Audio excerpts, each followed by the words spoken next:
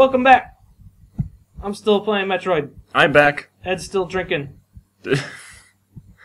I'm back. That's the important thing. Ed's back. Back to drinking. And back in black. Damn. Gonna bam. Da da da.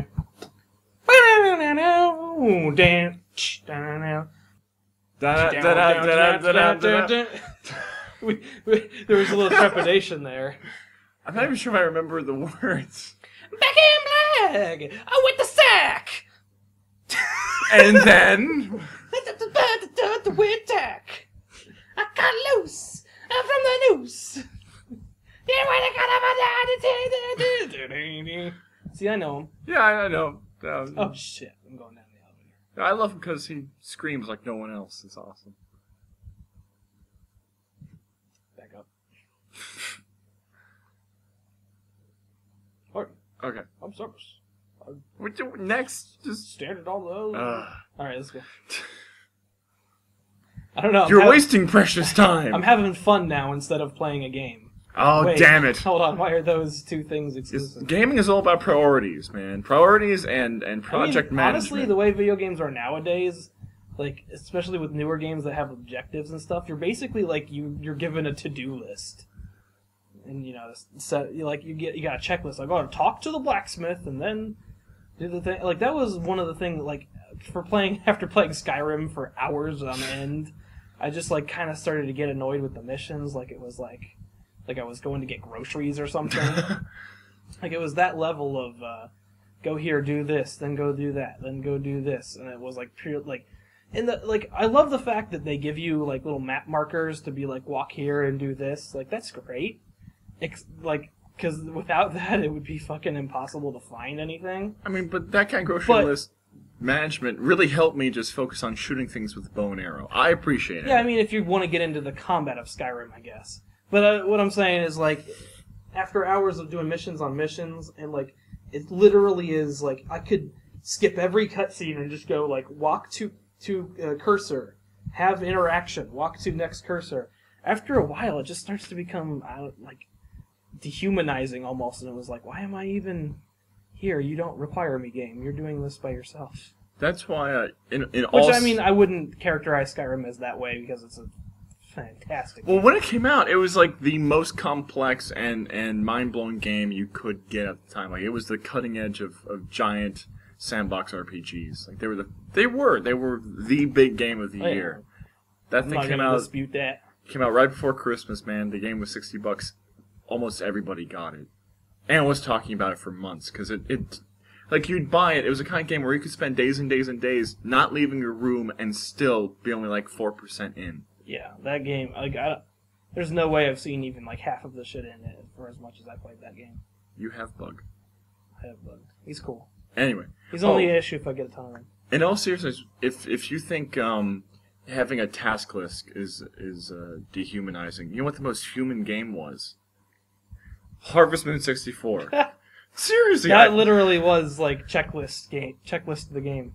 No, Harvest Moon 64 was awesome. Maybe this... By the way, I'm going to do some cool sequence breaking shit here. Okay. I'm going to get super missiles early by doing this. It's pretty awesome. I forgot the jump button. I forgot the jump button. What are you doing that's magical? What? There's a spot here where you can break through this area with the speed if you use it correctly. And if you do that, you can get super missiles early. Which will you get through super missile doors. I'm fucking this up really bad, though. You can get super missiles early, which allow you to go through super missile doors, which allow you to access levels or areas of the game that you couldn't access otherwise. Okay. It's called sequence breaking because you're not supposed to do it, but, like, Metroid, for whatever reason, programs these into the game anyway. I don't really know why. What? Is my jump button, like, not working? Alright. Oh, I can't do it yet because I don't have jump ball. Never mind. But I'm about to get that. So. Okay, back to the important thing. Harvest Moon 64 was the most open-ended, nice, friendly, feel-good game ever. Like, I'm gonna do some fucking awesome sequence breaking shit here. Hold on. I'm missing a thing. I love that game. I don't even know Why what don't you marry it? I married a lot of people in that game. It was. Oh, that's right. You can marry. You can. I forgot. You didn't have to do anything in the game. You could be a shitty farmer and just send, and play with your dog for 3 years straight and wouldn't give a shit. But I didn't notice till after we sold the N64, and it was like years later. I went to like this giant fan site for Harvest Moon 64. Apparently, that game was fucking full of secrets and like little treasures and stuff. When you're not playing, or when you're playing it without a guide, you don't know all the secret shit that can go on. Oh, fuck that. Keep going. But there was a ton of secret shit. There were like hundreds of recipes and elves you could talk to and have a subplot storyline with. And weird pit thing. There were like 7 girls in the village you could marry, and each one had a different storyline. Were they cute? Yes, as far as the overly cute Japanese animation can go. I mean, they were cute. Did you ever have any dreams about them? Yeah, there was a feisty one named Karen, and Tell me about Karen. She had red eyes, and Jesus. No, like in a hot satanic way. It was yeah. bashful in all the right ways. Yeah, I'm into it. Yeah, Go on. She had a beret, I think. Yeah. Was it a green beret? No, it was a raspberry beret. And No. Minx. Yeah, she was a saucy minx. She was a 70-year-old British lady. She was a saucy minx. Oh, okay. That went places. Yeah. I got the high jump, which also gives me the ball jump in this game, so I can do that thing that I was doing now. I go on Harvest Moon. Sell me on Harvest Moon, Ed. Give me the elevator pitch of Harvest Moon. Okay, well, if you like guns and lawyers and money, then you will love Harvest Moon. No, okay, so the reason why I actually liked it was... you know what an elevator pitch is? I have no idea what an elevator pitch is. It's like... You have the CEO of a company trapped in an elevator, and you have 2 minutes to convince him to help you. Yeah, it's like you have to convince a person to fund something based on the length of an average elevator ride. Okay, well, there was no other game like this. Okay, the main idea is you start off on a farm, and you get to plant crops and do whatever else you want. Plant crops? Okay, but I know that sounds fucking boring. The cool part of it was all the townspeople and all the subplots, and every event you had, opened up like a new story plot. So you talk to the librarian, and you buy him something, give him something, you get a recipe, he tells you to go talk to someone else. It's not like a Link adventure where you get like a bottle. It's more like you get to know the townspeople really well. And at the very end of the game, if you have all the building upgrades... Ding! Elevator over. Oh, fuck you.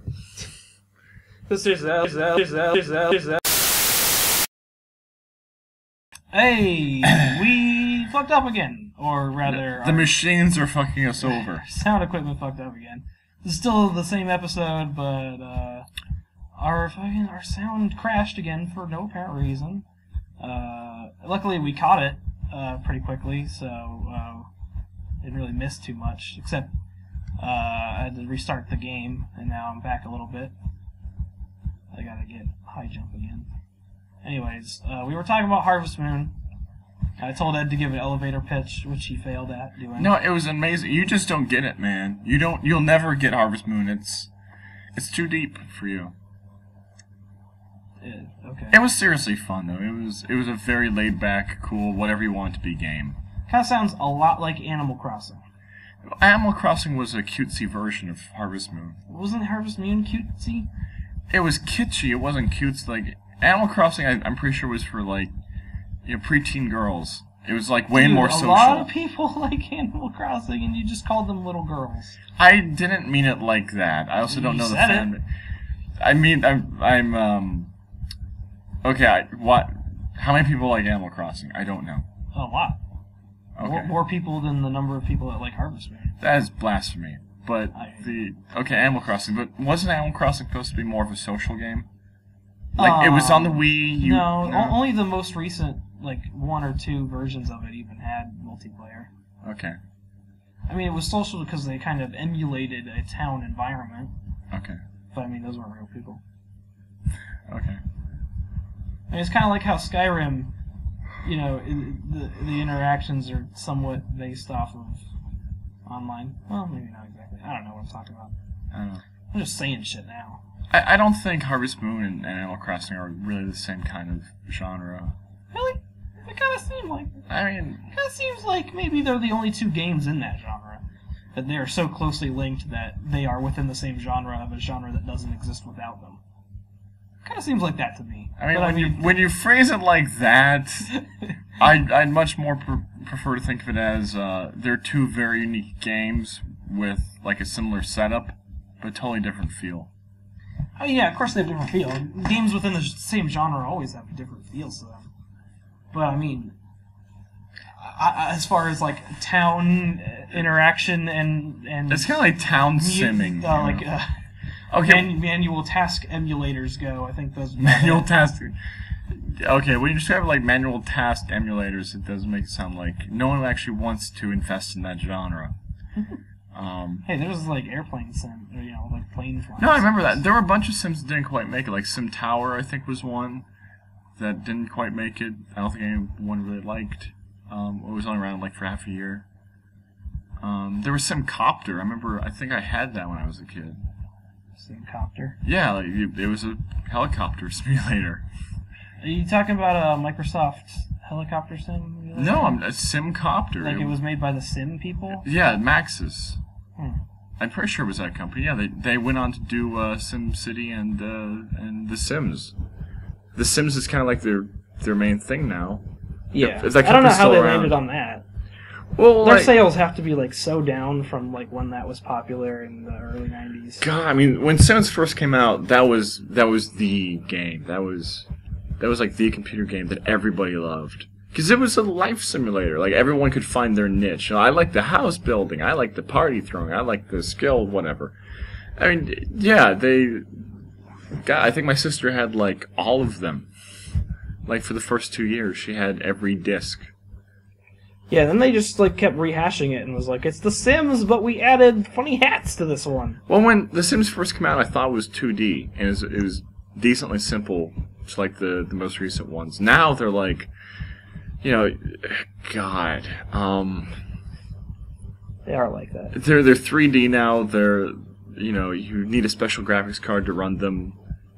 They've got special editions. I could have swore like they had the herbs was one of them. So you could have an urban twist on The Sims. That was definitely a thing that happened. What the heck, right? Okay. I don't know. I really wonder like how successful like all the editions were, because they fucking had dozens of editions. Sims 2, Sims 2 Pets, Sims 2 Pets with better fur. It was... I mean, they had Sim Aliens, they had Sim Beach, I could have swore. Like, Sim College was one of them, Sim University, I think. Shrimp sandwiches, shrimp gumbo, shrimp gumbo. I mean, I guess that's all kinds of shrimp there is. Alright, on that note, I'm going to take a little break from this, because I kind of want to shore up our recording software to stop some of these problems. We'll probably, at some point, maybe, never, but maybe, be back with more Metroid Zero Mission. We'll see! Down, up, down, up, down, down. Hi, Hogan.